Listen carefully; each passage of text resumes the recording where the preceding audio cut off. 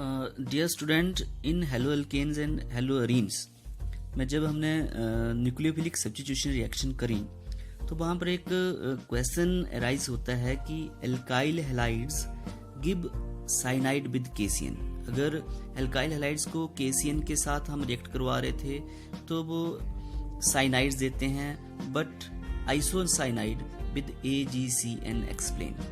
अगर alkyl halide की reaction, अभी हमने पीछे रिएक्शंस पढ़ी हैं, अगर हम अल्काइल हैलाइड्स की रिएक्शन KCN के साथ करवाते हैं तो साइनाइड्स बनते हैं, और अगर AgCN के साथ बनते हैं तो आइसोसाइनाइड्स बनते हैं। अगर CN की बात करें, यहाँ भी CN लगा हुआ है, यहाँ भी CN लगा हुआ है।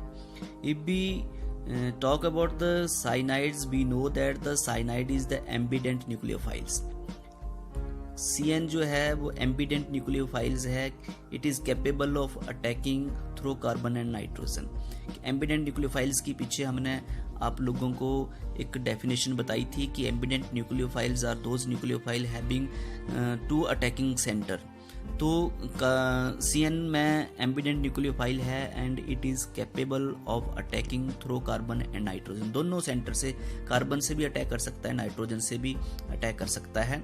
इन केस ऑफ KCN, अगर KCN को देखा जाए तो KCN जो है इस CN के ऊपर नेगेटिव, पोटेशियम के ऊपर पॉजिटिव, ये जो जुड़ा होता है आपस में, इसके बीच में जो आयनिक बॉन्ड है, कहने का मतलब in case KCN is ionic in nature. KCN potassium cyanide जो आयनिक नेचर का है, and C and N are free to attacks. Carbon भी और नाइट्रोजन भी दोनों जो हैं फ्री टू अटैक हैं, but carbon and nitrogen bond is less stable than carbon carbon bond. जो कार्बन और नाइट्रोजन का बॉन्ड बनता है वो कम स्टेबल होता है as compare to carbon carbon bond.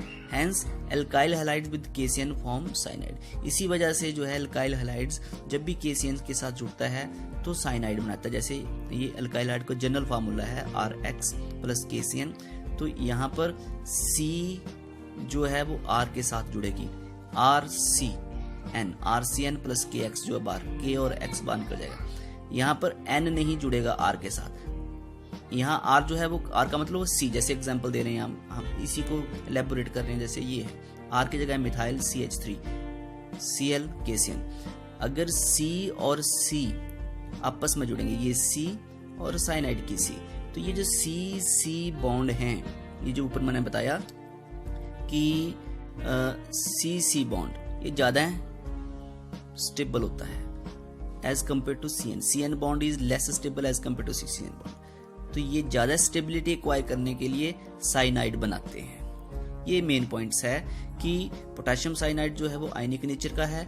Ionic nature के बाद कार्बन और नाइट्रोजन दोनों फ्री होते हैं, लेकिन कार्बन ही बॉन्डिंग करता है कार्बन के साथ, क्योंकि carbon carbon bond is more stable as compare to carbon nitrogen bond. But in case अगर हम बात करते हैं AgCN की, in case AgCN it is covalent in nature.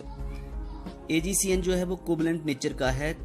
Silver जो है डेटिव बॉन्ड बनाता है कार्बन के साथ, कार्बन फ्री नहीं है बॉन्डिंग बनाने के लिए, सिर्फ नाइट्रोजन ही फ्री है। In case AgCN it is a covalent, so C is not free to attack, so attacking will be through nitrogen, सिर्फ नाइट्रोजन ही अटैक करेगा। इस वजह से RX को AgCN के साथ रिएक्ट करवाएं तो R के साथ N लगता है, C नहीं लगेगा, RNC।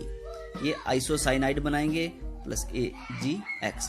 कहने का मतलब ये आइसोसाइनाइड बनाया और इन्होंने साइनाइड बनाया। तो यही मेन कॉज है जब भी पेपर में अगर क्वेश्चन आ जाता है कि अल्काइल हैलाइड साइनाइड के साथ साइनाइड्स बनाते हैं, KCN के साथ AgCN के साथ बनाते हैं आइसोसाइनाइड, तो इसका यही कॉज है कि CC bond in case of KCN are more stronger, और इसमें AgCN में सिर्फ N ही कैपेबल है अटैकिंग के लिए। This is the main cause.